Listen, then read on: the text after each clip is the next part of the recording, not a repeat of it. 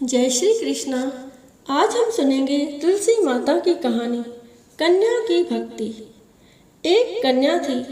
जब वह थोड़ी बड़ी हुई और उसको समझ आने लगी, तब से ही वह तुलसी माता जी का पूजन करने लगी। उसके प्रतिदिन का नियम था कि तुलसी माता जी का पूजन करने के बाद ही खाना खाती थी। जब वह कन्या शादी के लायक हुई, तब उसके माता पिता ने उसकी शादी करवा दी।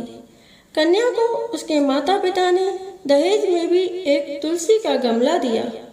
ससुराल में वह प्रतिदिन सवेरे उठते ही पूजा करती, फिर उसके बाद ही खाना खाने बैठती थी। उसकी दो जेठानियां थी। वो दोनों उसका मजाक उड़ाती थी कि बड़ी नियम धर्म वाली बनती है। उन दोनों को उससे बहुत ईर्ष्या होती थी, इसीलिए वो दोनों तुलसी जी का गमला छुपा देती थी। वह कन्या बड़ी मुश्किल से गमला ढूंढ कर लाती, अच्छे से पूजा करती और फिर खाना खाती। वह गमला ढूंढ कर लाती और एक दिन तो उसकी जेठानियों ने उसका गमला दूर फेंक दिया। कन्या ने खूब ढूंढा पर उसे गमला नहीं मिला। वह बहुत ही परेशान हो गई। उस दिन तो उसने खाना भी नहीं खाया। उसका नियम जो था, उस कन्या की सच्ची भक्ति देखकर तुलसी माता उससे बहुत प्रसन्न हुई और उसके कमरे में तुलसी माता का गमला प्रकट हो गया।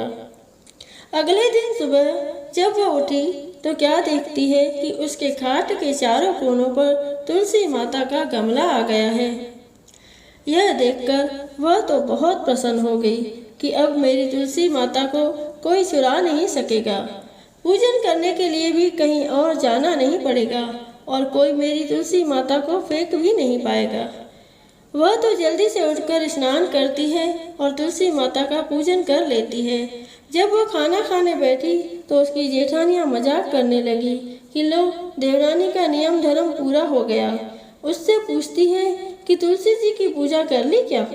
देवरानी धीरे से बोलती है, कर ली। जेठानियां बोलती है, कहाँ से कर ली पूजा? गमला तो फेंक दिया था।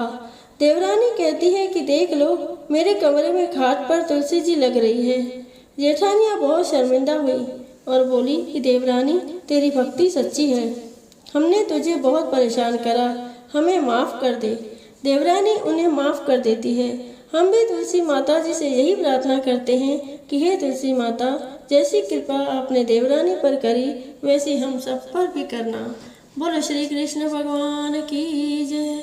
बोलो तुलसी माता की जय।